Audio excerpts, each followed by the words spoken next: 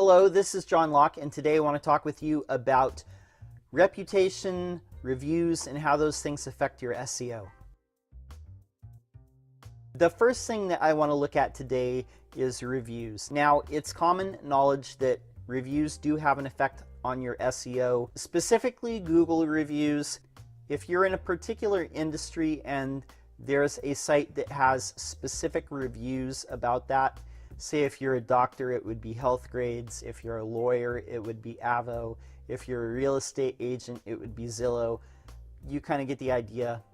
But Google reviews, industry-specific reviews do have an effect. I want to stress this point a lot. When it comes to local SEO, Yelp is actually very important. Google really does look at Yelp reviews as well as part of your overall online reputation.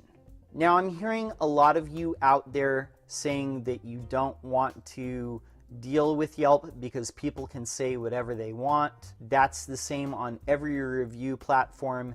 Yelp is notorious for it, but it's actually the same on every platform. People can say whatever they want on a Google review as well. But the idea is that you want to focus on getting reviews and being proactive about getting positive reviews from Google, from Yelp, and then if there's any other industry specific sites that you should be looking at, you should definitely get reviews there.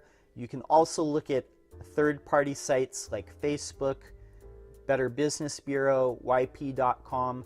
Personally, I think that some of the ones that matter a little bit more would be Better Business Bureau. Facebook, I'm not sure how much effect that really has. Yelp does have an effect on where you rank locally, and that's for sure because there's a direct correlation. No matter what sector or category, the ones that seem to have a lot of reviews seem to rank on the first page as well. So that's something that you should be proactive about. Those of you out there that are running manufacturing plants, Yelp isn't really going to matter to you. They're probably not going to approve you on that because there's specific categories that they look at. Manufacturing and some industrial places won't have that. If you have a showroom floor or if you have retail space where you sell things, then that's going to be a different story and you would probably have a Yelp listing. But let's get back to Google reviews. I want to talk about this. What I see a lot of you doing is not being proactive about Google reviews. You'll get a 1-star review and then all of a sudden it's a big priority to go back to all your old customers and get reviews from them, get 5-star reviews.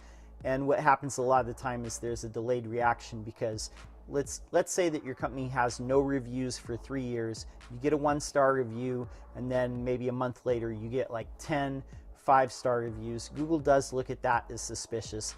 Eventually they all get added into your aggregate score, but they're not going to just do it that day. There's a delayed reaction of a couple weeks, usually what I see with this.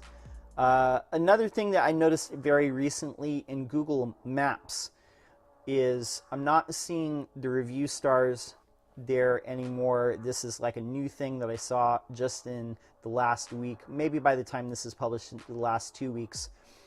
But that's a new thing, and maybe they're just trying to not influence people by showing review stars all the time. Sometimes I see it, sometimes I don't. I think it depends.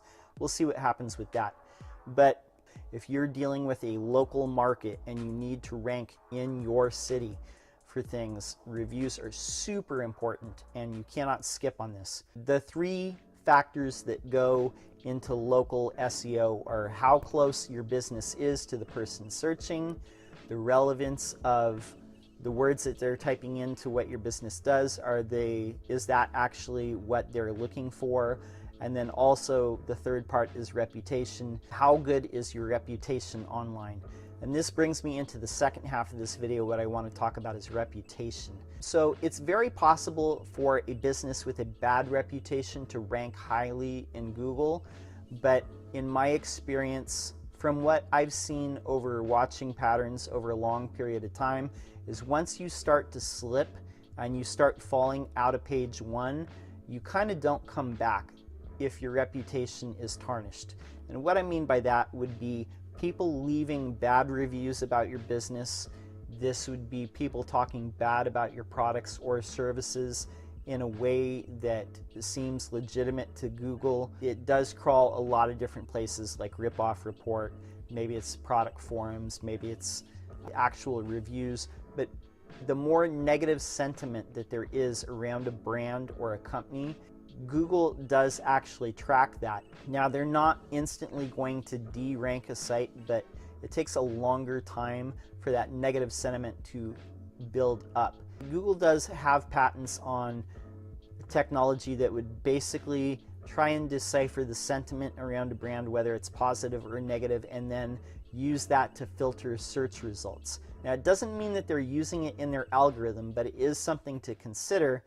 I do see a lot of companies that have a somewhat negative, or at the best kind of neutral sentiment around their brand that seem to rank okay. They rank pretty good. Some of them are on page 1, some of them are high up on page 2 for certain things. But like I said, it's once you start falling away from number 1 and you're not taking care of things like customer service or providing a great product or a great service that people just love and talk about in a way that shows how loyal and how much they appreciate that brand, then it's going to be hard for you to climb back up once you do fall. Those are things that cannot be fixed by SEO. Those are things that cannot be fixed by better content or link building or making your site faster or improving the design of your page. Those are things that can only be affected by the internal culture of the business, meaning the business itself has to address those things. Take steps to make better customer service and to provide a better product and a better service and actually care about their customers. Those are things that cannot be gamed within the system. Those are things that the organization itself has to take care of. Last thing that I want to talk about, and I'm going to come back to reviews here, words in reviews. It seems that if you want to rank for certain things, it's beneficial if you have people that are leaving reviews that have those words, or they have words that are synonyms or closely related to those words in the review itself. Let's say that you're trying to rank for CNC manufacturing. If people are leaving Google reviews of your manufacturing plant and they specifically mention CNC manufacturing, that's going to be beneficial for your local rankings. If you have an HVAC company in a certain city and people are leaving reviews on Yelp and Angie's List and Google, and they're specifically mentioning air conditioning or heating and cooling, those things are going to be beneficial to you ranking for those specific terms. Google does look for reviews that are descriptive, and you could even see this the way that they rank reviews now. Their default view is for the most helpful, meaning it mentions things that are specific to the person that's searching. So if you're searching for a specific service, the reviews mention that service. So to sum up, your reputation is gold. Protect it at all costs. Provide a great product or a great service.